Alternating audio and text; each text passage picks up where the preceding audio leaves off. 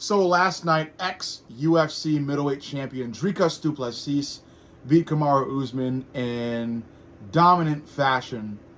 The best way to describe his performance was power differential. When he connected on Usman, you could see the sheer effect. Usman's legs, a couple of times in that fight, went out from under him, and he was wobbled in like the most cartoonish fashion a good number of times against Dricus.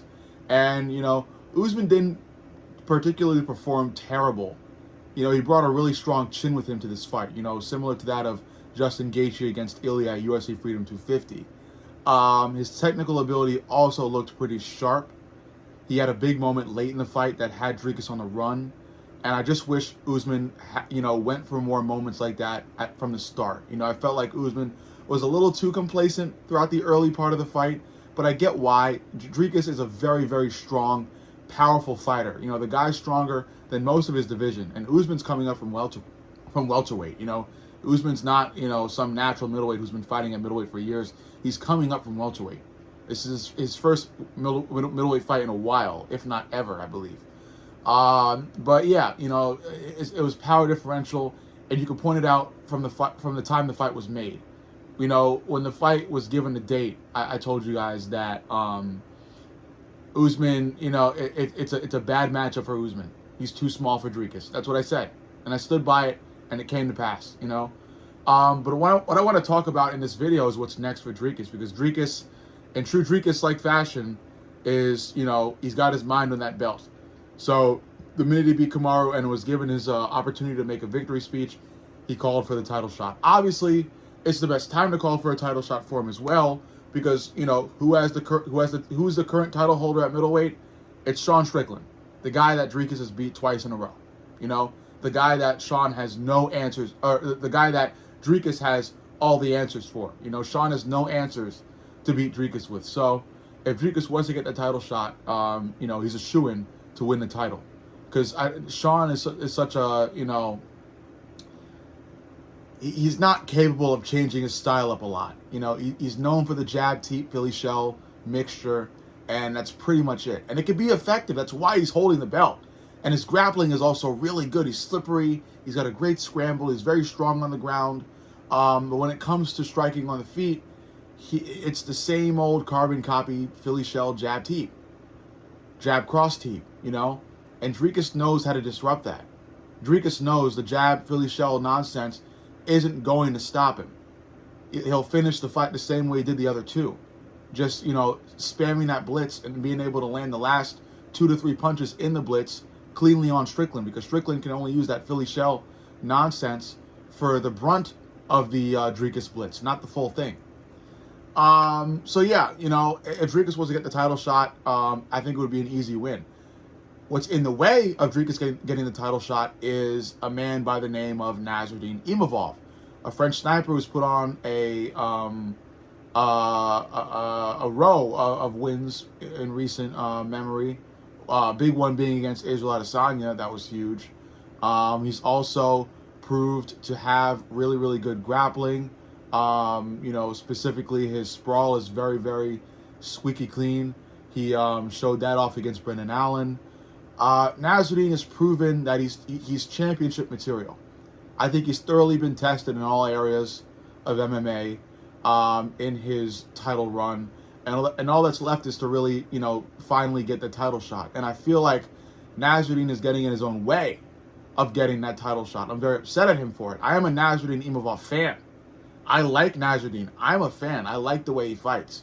And he knocked Izzy out, And I'm a huge Israel Adesanya fan. So that really had me really, what's the word? Just, I had to think through things after that big knockout. But I like Nasruddin Imavov, and I'm a fan. I like the way he fights. He's really cool, quite auriful, and I resonate with it. So it makes me upset to see Imavov allow himself to be placed on the back burner for so long. The UFC went over Imavov to select Sean Strickland to fight Khamzat, even after Imavov came off a huge win.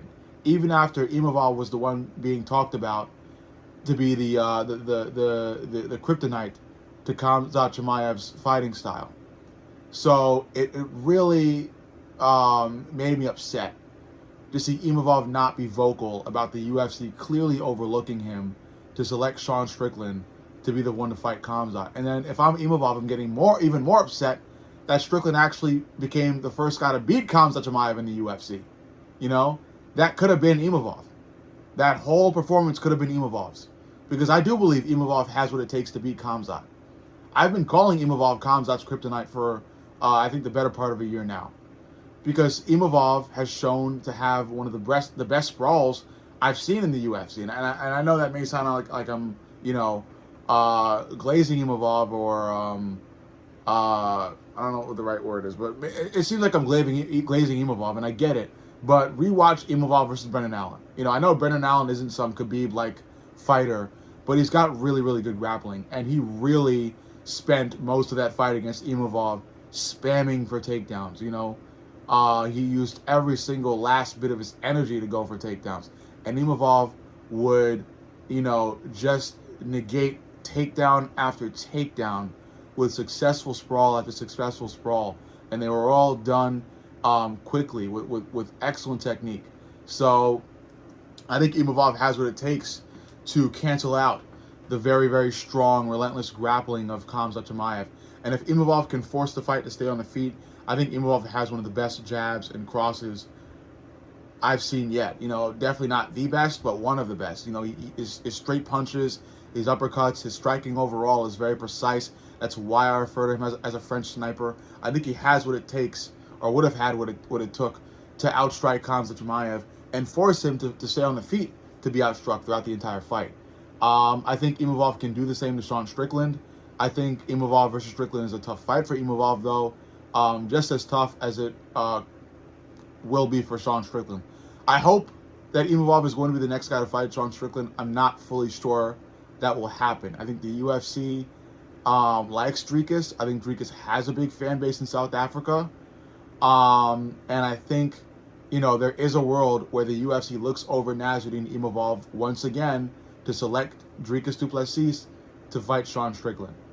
I think what happens next is fully up to Nasruddin Imavov. Now, in the post I included with this video, after Dricus called for a title shot, Imavov responded on Twitter, pretty much telling Dricus to take a seat back or get in line because he's first in line to fight Sean Strickland next. And I don't think it cuts it. I think Imavov needs to contact the UFC right away and inform them of what he's been able to do for the UFC, or take to social media and make long-form video after long-form video calling for the title shot against Sean Strickland. Heck, contact Sean Strickland. Develop some sort of beef with Strickland publicly. Do whatever you can to secure the next title shot, because I do not think it's secure for Nasruddin Imavov just yet. Not until the UFC officially announces Imavov versus Sean Strickland next for the middleweight title. I don't think, and here's the thing. I'm saying this while also acknowledging the fact that Dricus and Sean have already had 2 fights in which Dricus has won. So it's not really an easy fight to sell, a third fight between Dricus and Sean Strickland when the first 2 already went in Dricus' favor and they weren't particularly close, So a third fight isn't that interesting, regardless of whether or not Sean is holding the belt or not. So I think, the next fighter up for Sean Strickland rightfully is Nasruddin Imavov by every sense of consideration, by every factor you can use to consider who's next for Sean Strickland. But I don't think that takes away the chance from Dricus du Plessis to get the title shot over Nasruddin. Because again, I think Dricus has more star power than Nasruddin Imavov. He has more support than Nasruddin Imavov. He's more noteworthy than Nasruddin Imavov.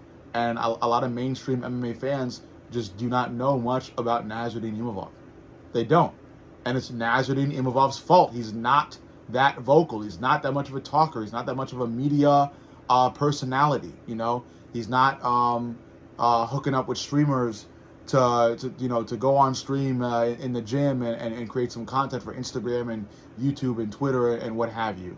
He's a silent fighter. He does a lot of his training behind the scenes. He keeps to himself, which I can respect. I'm an introvert, if you couldn't guess that. I'm very talkative on this channel, But I'm a very introverted guy. I don't like going out much. So I get that from Nasruddin Imavov. But if you hope to become a star in the fight game, you're going to have some sort of media presence.